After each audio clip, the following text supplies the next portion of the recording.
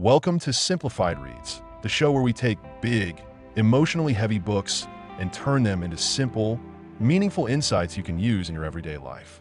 Today, we're diving into 10 powerful books about rebuilding trust, recovering from infidelity, and healing broken relationships. When we begin with After the Affair by Janis Abrahams, the discussion naturally opens with the themes of identity, justice, and forgiveness. Universal ideas that Spring uses to show how betrayal shatters not only the relationship, but the betrayed partner's sense of self. She treats the hurt partner and the unfaithful partner like evolving characters whose development, from shock and guilt to honesty and empowerment, drives the emotional arc of the book. The structure moves like a story: discovery, chaos, decision, and rebuilding, set largely in the private world of therapy and the home, environments where truth is both painful and necessary.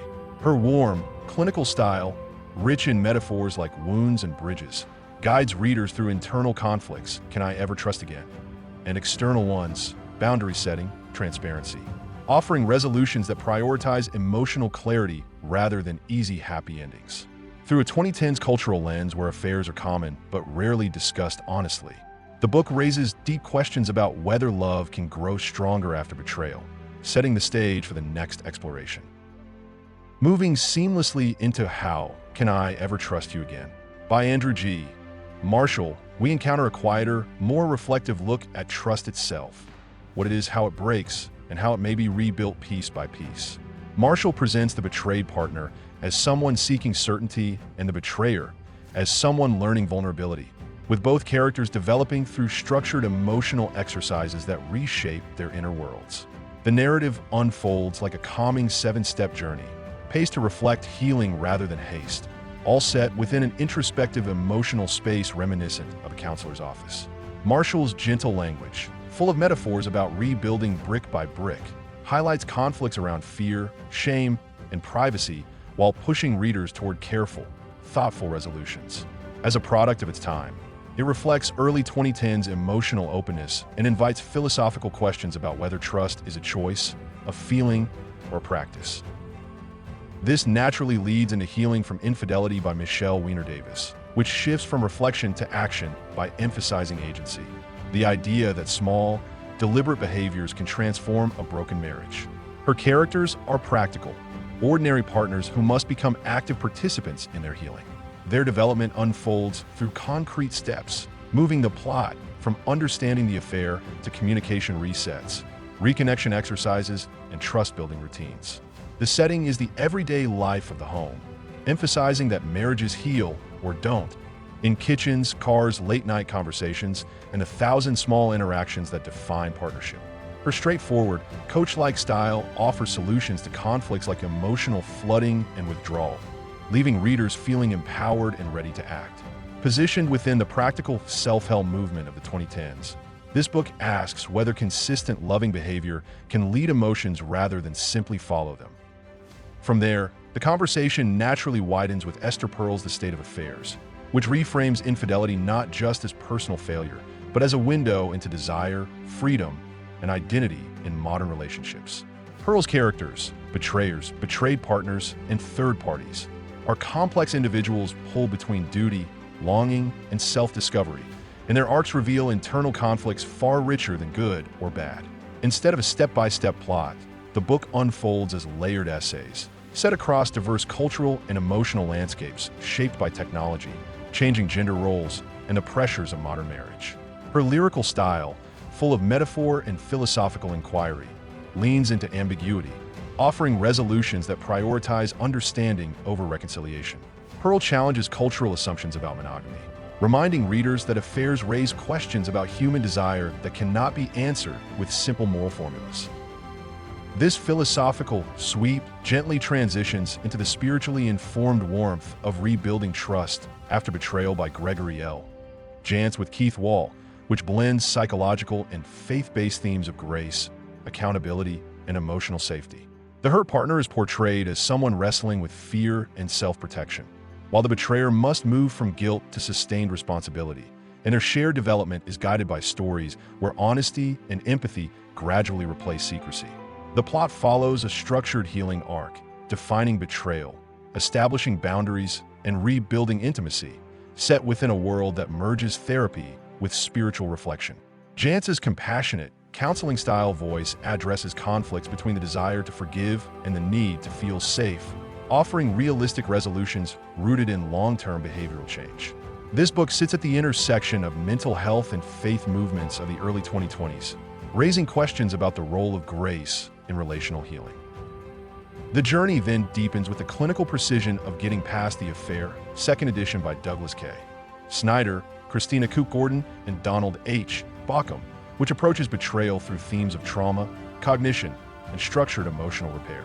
Their characters work through raw emotional reactions by stabilizing trauma, examining the context of the affair, and making informed decisions about the future. The plot reads like a cognitive behavioral treatment plan, paced methodically to match the slow, steady work of healing, all set within the research-based world of therapy with diagrams, worksheets, and case examples.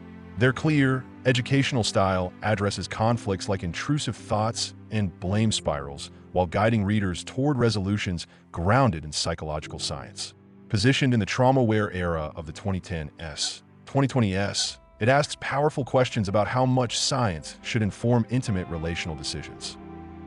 That scientific tone transitions smoothly into the emotional encouragement of Kathy Nickerson's The Courage to Stay, which reframes staying after infidelity as an act of bravery rather than weakness.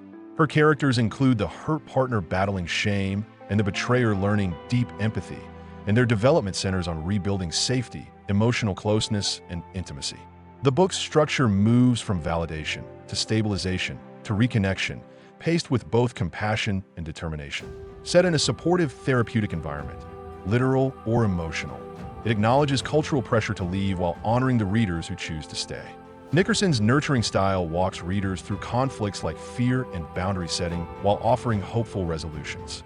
In today's culture of quick breakups and online judgments, the book raises the philosophical question of what real courage in relationships looks like. The focus on everyday relationships continues naturally with Shirley Cole's Save Your Marriage, a book that emphasizes small habits, emotional responsibility, and communication as major themes. Her characters are everyday couples who have drifted apart and must rebuild connection through intentional daily actions, experiencing character growth through simple, consistent behaviors. The plot is linear and solution-oriented. Identify problems, learn communication tools, rebuild trust, set entirely in the real-life settings of a home filled with routines and stressors. Cole's uncomplicated, motivational style uses straightforward language to solve conflicts like resentment and stonewalling, emphasizing realistic, incremental resolutions. As part of the 2019 wave of approachable self-help, the book invites readers to consider whether many marriages can improve dramatically through simple, repeatable habits. From there, we glide into Fern's Rebuild Your Marriage, which explores themes of emotional safety, partnership, and communication while guiding couples through the process of reconnecting with clarity and intention.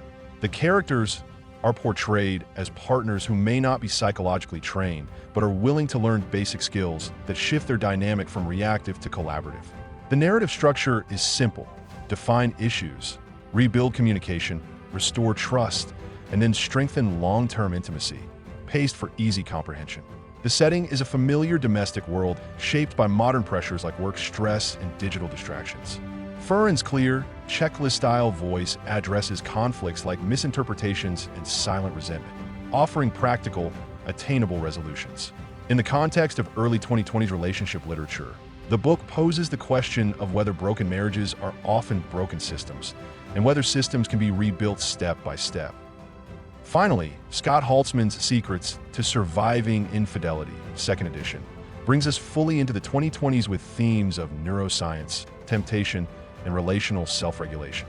Haltzman's characters, betrayed partners experiencing trauma-like responses, straying partners navigating guilt and longing, and couples living in a digital world full of triggers, develop through improved understanding of how the brain reacts to betrayal.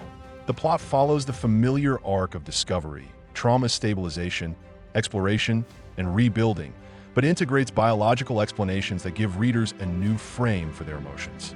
The setting is unmistakably modern, shaped by smartphones, social media, and constant online access, and Haltzman's style blends storytelling with science, offering metaphors that make brain chemistry relatable. The conflicts between biological impulses and moral values, between emotional pain and the desire to repair, are resolved through clear behavioral expectations and emotional education. As a modern neuroscience-informed work, it raises profound questions about whether understanding our biology can help us protect and rebuild our most intimate bonds. Thanks for spending time with Simplified Reads. If these insights helped you understand relationships a little better, or even understand yourself, don't forget to follow the show and share this episode with someone who might need a path through the tough times.